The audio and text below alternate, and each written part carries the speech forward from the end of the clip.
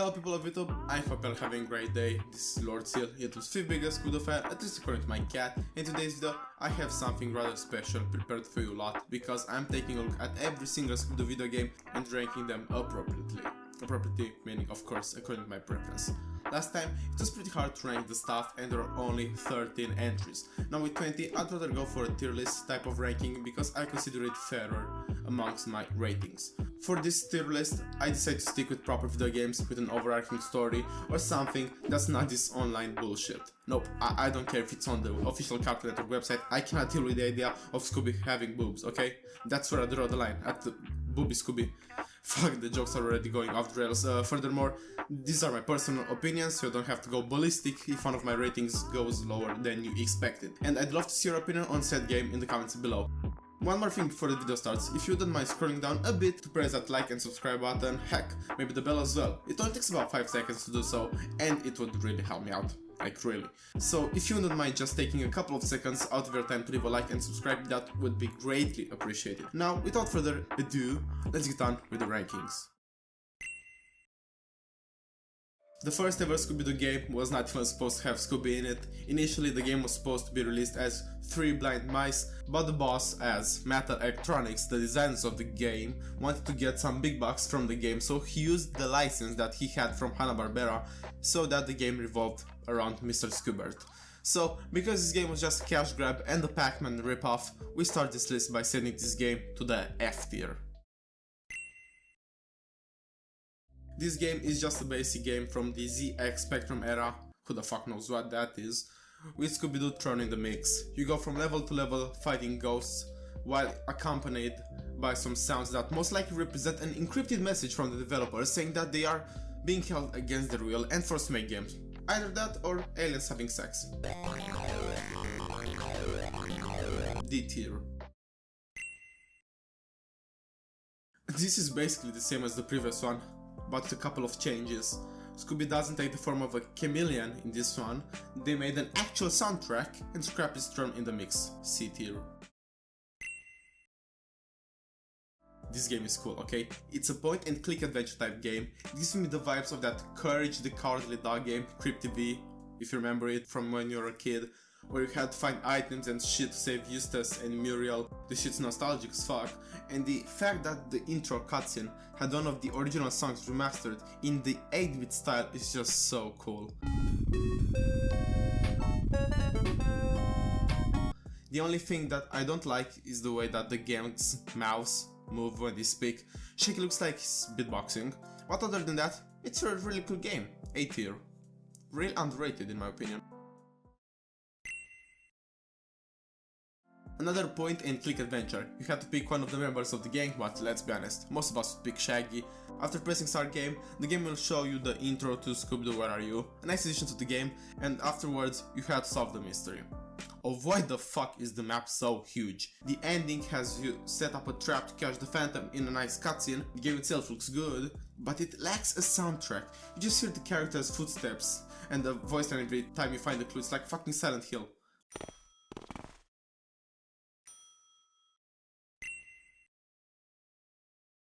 Other than the cyberpunk graphics, and yeah, you might say, but it came out in the year 2000, of course the graphics are trash. No. Only 2 years later, this masterpiece came to life, so they clearly could have pulled off something a little better than this. There is the Sleep Paralysis Demon Shaggy, or SPDS, just rolls off the tongue really. Other than that, the game has basically no voice lines, only a couple of screams here and there, and they're thrown in, C tier. This was a trap implemented by crazy parents that think video games cause violence, so as a result we got a Scooby-Doo game made by the Learning Company. When should I know what color are the saloon curtains? How does that help with anything? The game seems to not reciprocate any emotion, they just say the lines with a straight face and that's it. It's like the voice actors are being held at gunpoint by Mr. Burroughs himself. No, F tier. The game has you jumping around on seals on a level. My disappointment is immeasurable and my day is ruined. Yep, that's the name of the game.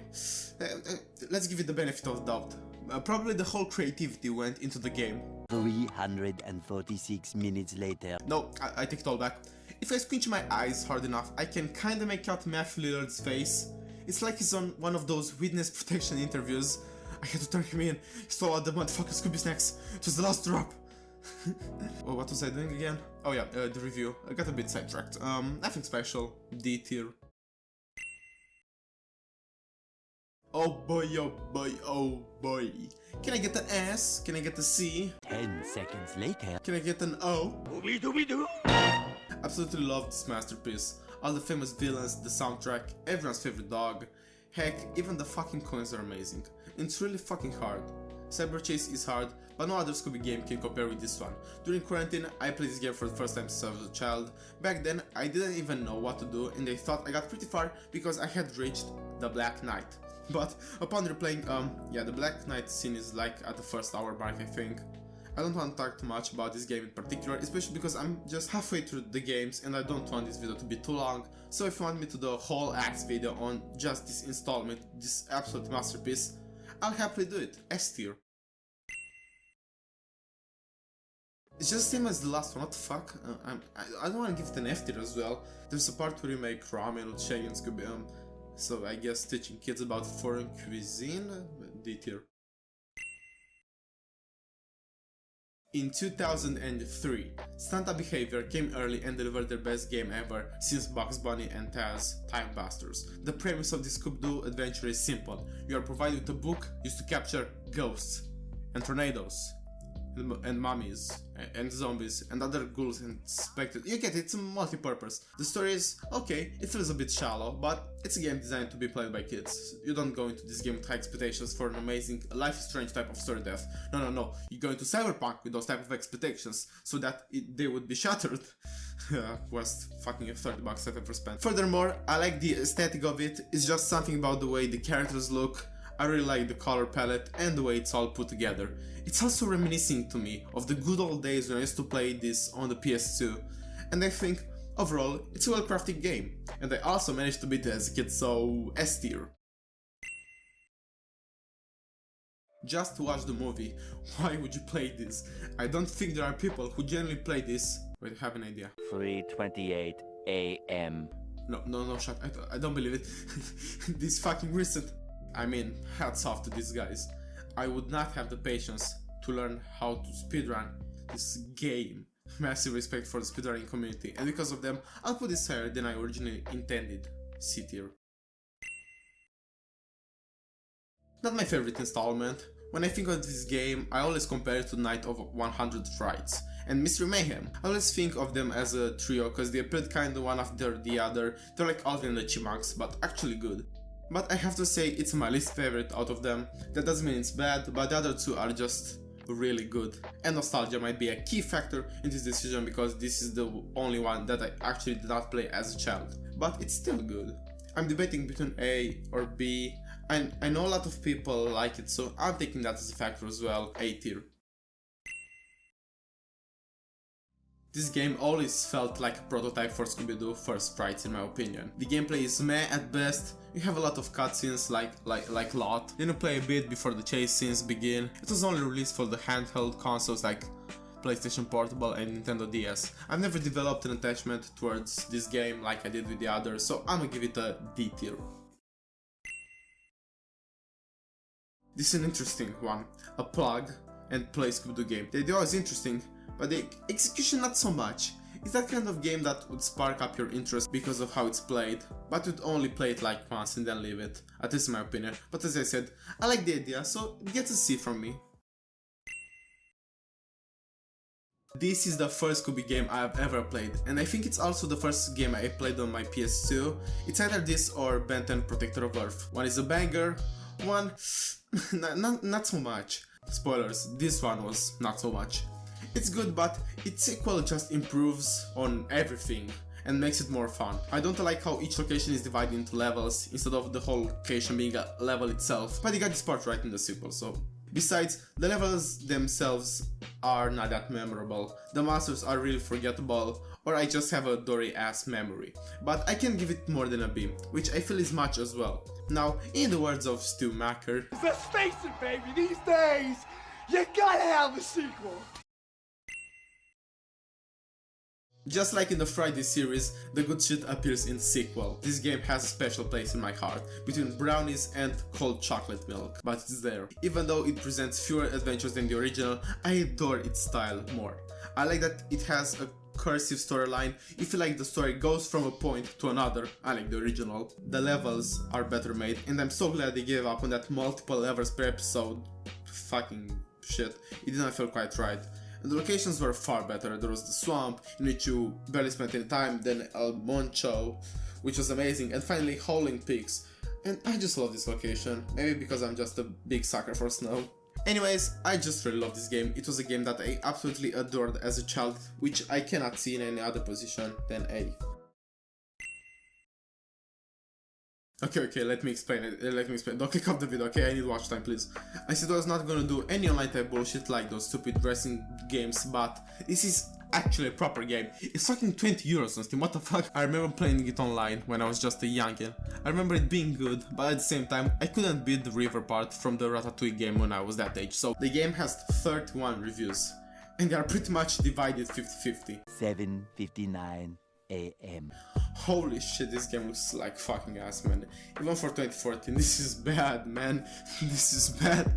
I might unironically get it to make a full video on it. If you guys would want to see me make a full video on this, let's call it masterpiece, then I promise I'll spare a few shillings from my wallet in order to buy it when it goes on sale. If it ever does. But for now, we're gonna put this bad boy at the bottom. Really, at the bottom. I don't want to see it. Last but not least, the Scooby-Doo level from the LEGO Dimensions. I know this is not like a full game, but I consider it more than the last thing on this list. And I'm a big LEGO fan, so I thought it would fit on this list. I mean, you pay money for it, and you play it on a proper console, not in a browser, so that's enough for me. At the same time, I think it's really good. I like what LEGO has done here. I like all the Scooby elements they've implemented on this level, and it's quite long. It takes about half an hour to complete it, and it brings the Scooby-Doo Adventure World, which is massive. So I have that to do as well. So I think I'm gonna put this in the A tier. I was generally surprised of how this expansion turned out to be. A tier. The last Scooby-Doo game that wasn't a crossover was released over 11 years ago. I think the series could use another addition to its video game arsenal. Warner Bros. Doesn't want to stop from producing Scooby content because, to be honest, who'd stop milking that beautiful cow? But at the same time, they won't go all in. They release a movie every year or so, and I have to say the last few ones weren't amazing. Then there's Scoob, which again, don't start on Scoob, please don't start me on Scoob. So I don't understand why they won't take a shot at the new Scooby game. Heck, it doesn't even have to be a completely new game. They can just remaster Night of 100 Frights for consoles and maybe PC. That would actually be really cool. Right now, the only Scooby-Doo related thing in a video game we have, it's Shaggy from Warner Bros.'s fighting game. I can't remember what it's called, I think Multiverse something. I really want to play it. I will play it when it comes out, but that's not like a whole Scooby game with its own story.